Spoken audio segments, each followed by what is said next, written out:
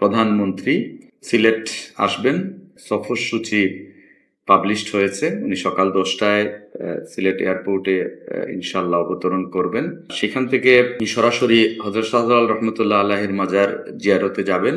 City কর্পোরেশনের কিছু প্রজেক্টের ভিত্তিপ্রস্তর স্থাপন অনুষ্ঠানে যোগদান করবেন এবং ওইখানে সুধী সমাবেশ হবে, সেই সমাবেশে উনি যোগদান করবেন। সার্কিট হাউসে অবস্থান করার পরে আমাদের নতুন করে স্পোর্টস 2026 সেটি উনি উদ্বোধন করবেন এবং এর মধ্যে বাশিয়ার খালের যে এখানে একটা উদ্বোধনী অনুষ্ঠান আছে, খাল খনন কর্মসূচি, সেখানে অংশগ্রহণ করবেন। এটি একটি ঐতিহাসিক স্থান এই কারণে যে শহীদ রাষ্ট্রপতি জিয়াউর রহমান ঠিক একই জায়গায় কিন্তু এই খাল খনন করেছিলেন।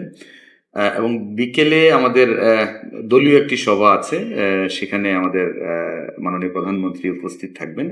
আমাদের প্রধানমন্ত্রী শহর নোংরা হোক, অপরিচ্ছন্ন হোক, এটি কিন্তু পছন্দ করেন না এবং উনি বিগত যে সফরগুলো বিভিন্ন জায়গায় করেছেন সেখানেও আমরা লক্ষ্য করেছি ব্যানার ফেস্টুন লাগানোকে উনি পছন্দ করেননি এবং সেইভাবে কিন্তু ব্যানার ফেস্টুন না লাগানোর জন্য কিন্তু আমরা নেতাকর্মীদেরকে নিরুৎসাহিত করছি। ইনশাল্লাহ এই পবিত্র নগরী সিলেটেও আমরা যাতে ব্যানার ফেস্টুন সেইভাবে লাগানো না হয় এটি আমরা ইতিমধ্যে নির্দেশনা দিয়েছি এবং আমাদের নেতা যে কাজটি পছন্দ করেননি, খুব সঙ্গত কারণে আমরাও সেই কাজকে পছন্দ করব না এবং এই দৃষ্টিকোণ থেকে, এই জায়গা থেকে আমরাও চাইব যে ওনার সেই সিলেট সফর যাতে সুন্দর হয়, পরিচ্ছন্ন হয় এবং মানুষের যাতে কোনো নেতিবাচক ধারণা আমাদের দল এবং আমাদের নেতা সম্পর্কে না হয়, সেই ব্যাপারে আমরা সর্বোচ্চ সতর্কতা অবলম্বন করব।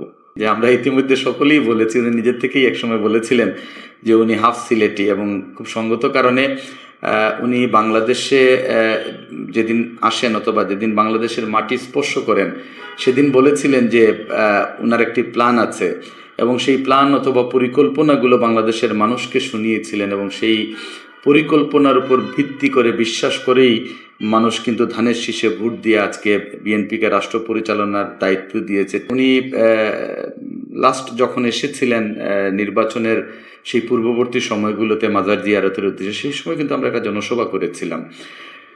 এইবার কিন্তু এরকম কোনো জনসভার কোনো কর্মসূচি নাই, সেটি আমরা ইতিমধ্যে সকলেই অবগত হয়েছে। কিন্তু দলীয় ফোরামে উনি উপস্থিত থাকবেন, আমাদের একটা কর্মী সভা হবে, মত বিনিময় সভা হবে।